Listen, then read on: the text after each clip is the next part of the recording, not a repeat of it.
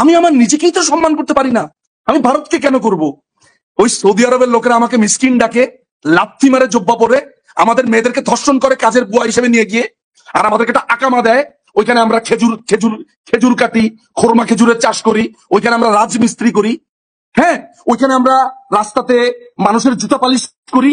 ওই সৌদি আরব খুবই ভালো যে আমাকে ফকিরের বাচ্চা ডাকে, ওইটা নিয়ে তো কোনো প্রশ্ন আসে না। হ্যাঁ, ওদের সংস্কৃতি এই জব্বা করতে কে এলো?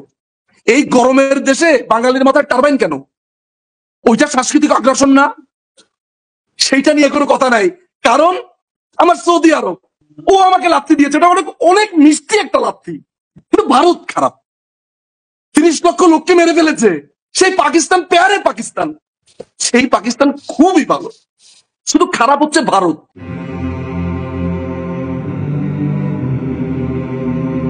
মুক্তিযুদ্ধের পর যারা পরাজিত শত্রুর বা পরাজিত শক্তির যেই দোসর যারা ছিল, অর্থাৎ জামাতে ইসলামী, পিডিবি, নেজামে ইসলামী, মুসলিম লীগ, এদের পুরো গোষ্ঠীটা এক ধরনের প্রচারে নামলো, যাদের প্রধান লিডিং বা প্রধান সেনাপতি হয়েছিল মাওলানা আব্দুল হামিদ খান ভাসানী। এই ভারত বিদ্বেষটা মূলত তার হাতে গড়া, তিনি এটার বাতাস দিয়েছেন এবং সাথে যে পরাজিত শক্তিরা তারা এইটার সাথে তাল মিলিয়েছেন। এই যে আমি কথাটা বললাম, এই কথাটা আমি হাওয়ায় বলিনি, আমি প্রমাণ দিচ্ছি।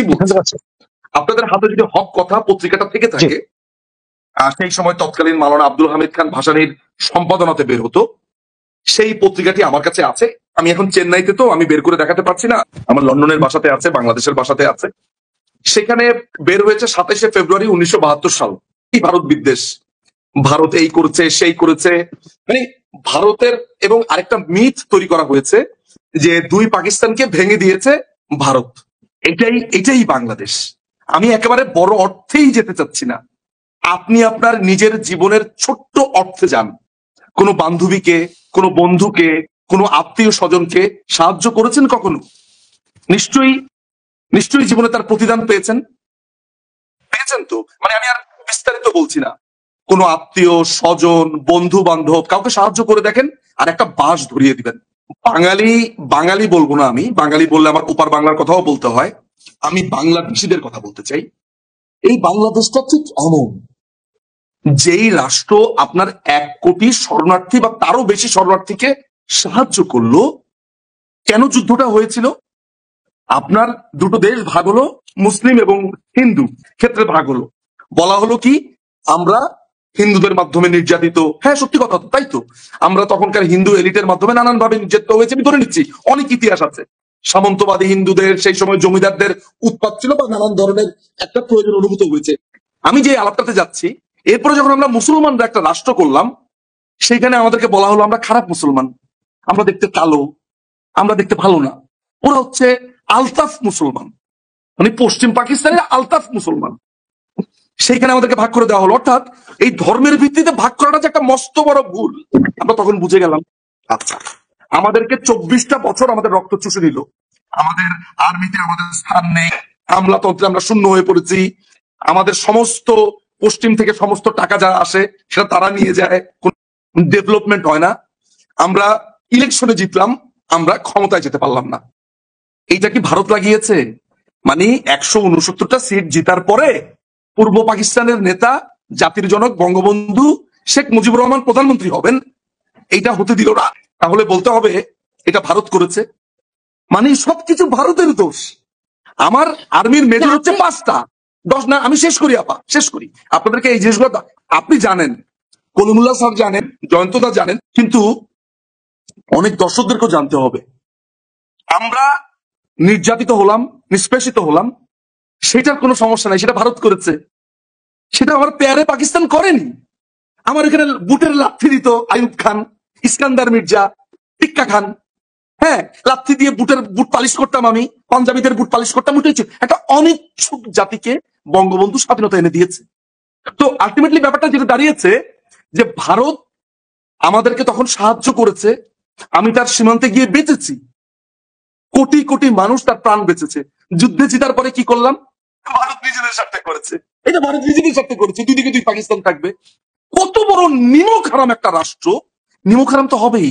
আপনি ভারতের কথা বাদ দেন না, যেই মানুষটার কারণে বা যেই মানুষগুলোর কারণে এই রাষ্ট্রের স্বাধীনতা এলো, যে মুক্তিযোদ্ধাদের কারণে স্বাধীনতা এলো, তাকে আমি রাস্তায় পিটিয়েছি, আমি 32 পুড়িয়ে দিয়েছি, আমি তার মাথাতে পেশাব করেছি, তার ভাস্কর্যে। হ্যাঁ, আমার মুক্তিযোদ্ধাকে আমি পিটিয়েছি, আমি ভাস্কর্য ভেঙেছি, আমার মুক্তিযোদ্ধাদের ভাস্কর্য ভেঙেছি। আমি আমার জাতীয় 4 নেতাকে তাদের নামে সবকিছু আমি শেষ করে দিয়েছি। দোষ ভারতের। আমি আমার নিজেকেই তো সম্মান করতে পারি না, আমি ভারতকে কেন করব? ওই সৌদি আরবের লোকেরা আমাকে মিসকিন ডাকে, লাথি মারে জব্বা পরে, আমাদের মেয়েদেরকে ধর্ষণ করে কাজের বুয়া হিসেবে নিয়ে গিয়ে, আর আমাদেরকে একটা আকামা দেয়। ওইখানে আমরা খেজুর কাটি, খোরমা খেজুরের চাষ করি, ওইখানে আমরা রাজমিস্ত্রি করি। হ্যাঁ, ওইখানে আমরা রাস্তাতে মানুষের জুতা পালিশ করি। ওই সৌদি আরব খুবই ভালো যে আমাকে ফকিরের বাচ্চা ডাকে, ওইটা নিয়ে তো কোনো প্রশ্ন আসে না। হ্যাঁ, ওদের সংস্কৃতি এই জব্বা করতে কে এলো? এই গরমের দেশে বাঙালির মাথায় টারবাইন কেন? ওইটা সাংস্কৃতিক আগ্রাসন না?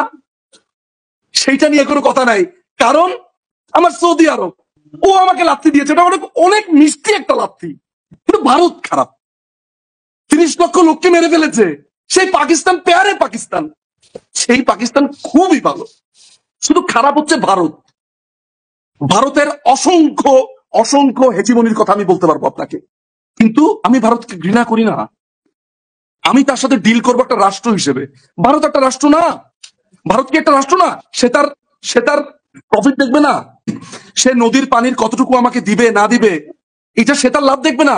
আমার যদি ভালো না লাগে, লেটস গো টু ICJ। আমার যদি হ্যাসিয়ত থাকে, অওকাত থাকে, তাহলে আমি ওই যে ল্যান্ডের মতো আমি চলে যাই, চলেন ICJ যাই। খালি ভারতের দোষ, মমতার দোষ, মোদির দোষ, হ্যাঁ, ইন্দিরা গান্ধীর দোষ, সবার। শুধু ভারত যদি আজকে একটা মুসলিম কান্ট্রি হতো, তাহলে ভারতের সবকিছু আমার ভাল লাগতো, ভারতের সবকিছু আমার মধুর মনে হতো। বাঙালি বাংলাদেশি যেদিন ভারতকে একটা হিন্দু রাষ্ট্র ছাড়া শুধু একটা রাষ্ট্র হিসেবে বিবেচনা করে কথা বলবে, সেদিন আমি বাংলাদেশির কথা শুনবো। আমি তো এই দেশে জন্মেছি, এই দেশে আমার তো নারী পোতা বাংলাদেশে, এই দেশকে আমি কম ভালোবাসি না, কিন্তু বাঙালির খাসলত তো আমি জানি। আমি তো এই খাসলতকে প্রশ্রয় দিব না। ও সারাক্ষণ বলবে ইন্ডিয়া খারাপ, আর আমি এখানে তালি মারবো ইন্ডিয়া খারাপ। নো, আমি পড়াশোনা করেছি, বাংলাদেশের সর্বোচ্চ বিদ্যাপীঠে পড়েছি, পৃথিবীর বিভিন্ন দেশ থেকে ডিগ্রি নিয়েছি। আমি তো আপনার ভারতকে গিয়ে ঠাস করে একটা গালি দিব না, রেন্ডিয়া ডাকবো না। নো, আমার তো বুদ্ধি আছে, বিচার বিবেচনা আছে। ভারতীয় অ্যাগ্রাসনের কথা বলছেন, তো আমি চাই না আমার বাংলাদেশি টিভি ভারতে চলুক।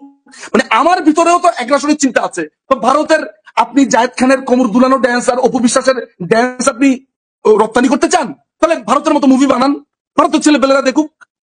হ্যাঁ, আপনি বেদের মেয়ে জোসনা বানাবেন, আপনি আশা করছেন সবাই সেটা বসে বসে দেখবে?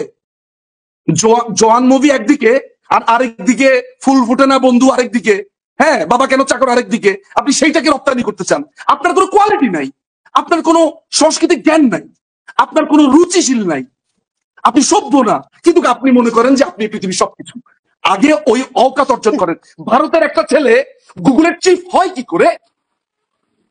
ভারতের একটা ছেলে ফেসবুকে এত টপে যায় কি করে? ভারতের একজন মানুষ কিভাবে আমেরিকার এত জায়গাতে যায়? ভারতের একটা ছেলে কিভাবে ইংল্যান্ডের প্রধানমন্ত্রী হয়? আর আমার একটা ছেলে গিয়ে তার জীবনের একমাত্র লক্ষ্য ইংল্যান্ডে গিয়ে সে সেন্সবুরিতে জব করবে, টেস্কোতে জব করবে। তার কোনো লক্ষ্য নাই ইংল্যান্ডের প্রধানমন্ত্রী হওয়া, তার কোনো লক্ষ্য নাই গোয়েন্দা সংস্থা MI5 ঢোকা। বাঙালি হচ্ছে একটা ক্ষুদ্র প্রজাতি, সে বামন, কিন্তু সে নিজেকে মনে করবে সে অনেক বড় একটা বস্তু। আপনাকে শেষ করছি, হুমায়ুন আজাদের আমরা কি এই বাংলাদেশ চেয়েছিলাম বইটা পড়বেন। এগুলো আমার কথা না, এগুলো হুমায়ুন আজাদের কথা, আহমেদ শরীফদের কথা, অনেক আগে বলে গেছে। আমি শুধু সেই নির্যাসটুকু নিয়ে আজকে ছেড়ে দিলাম। বাঙালির প্রথমে দূর করতে হবে নার্সিসিজম। সারাক্ষণ ওই পানির মধ্যে থেকে, আয়নার মধ্যে থেকে এমন করা এমন করা এমন করা, এগুলা বাদ দিতে হবে। সে একটা গন্ডার, আগেটা বুঝতে হবে তাকে, তাকে যেন শাহরুখ খান হতে হয় ওই চেষ্টা সে করুক। গন্ডার এক রাতে শাহরুখ খান হয়ে যাবে না।